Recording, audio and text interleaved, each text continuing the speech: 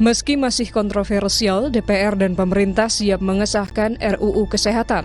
Dulu perdebatan soal kewenangan organisasi profesi, kini soal mandatory spending.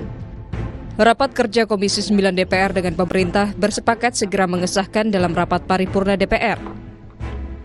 Saat pengambilan keputusan, 7 fraksi menyetujui dan 2 fraksi menolak, yaitu Partai Demokrat dan Partai Keadilan Sejahtera (PKS). Untuk sementara, rapat paripurna yang berlangsung pada Selasa lalu belum mengagendakan pengesahan RUU Kesehatan tersebut. Paling tidak, hal ini meredam ancaman mogok 5 organisasi profesi kesehatan, yakni Ikatan Dokter Indonesia, Ikatan Dokter Gigi Indonesia, Persatuan Perawat Nasional Indonesia, Ikatan Bidan Indonesia, dan Ikatan Apoteker Indonesia. Mereka juga bersiap mengajukan uji materi ke Mahkamah Konstitusi. Sejak awal, RUU Kesehatan Omnibus Law yang merangkum 15 undang-undang itu memang bermasalah. Perdebatan terutama pada dihapuskannya berbagai kewenangan organisasi profesi kesehatan, kemudahan masuknya investasi dan dokter asing, serta percepatan pendidikan dokter berbasis rumah sakit.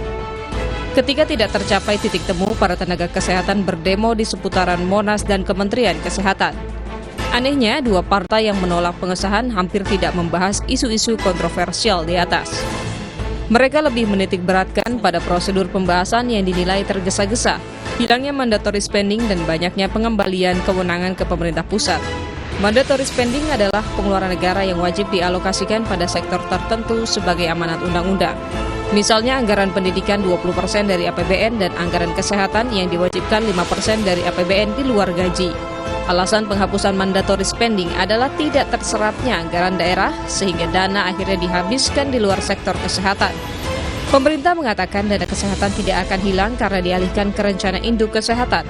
Program kebutuhan dan sistem jaminan kesehatan dirumuskan di situ agar lebih tepat sasaran. Pola itu seperti halnya penghapusan berbagai kewenangan organisasi profesi yang diambil alih pemerintah, menunjukkan kecenderungan sistem sentralisasi. Mampukah pemerintah menangani semua? Adakah jaminan pemerintah pusat memahami kebutuhan di daerah, dari memberatkan tenaga kesehatan hingga ke pelosok, akses kesehatan untuk rakyat, serta membuat perencanaan, anggaran, dan implementasi yang tepat dalam rencana induk kesehatan?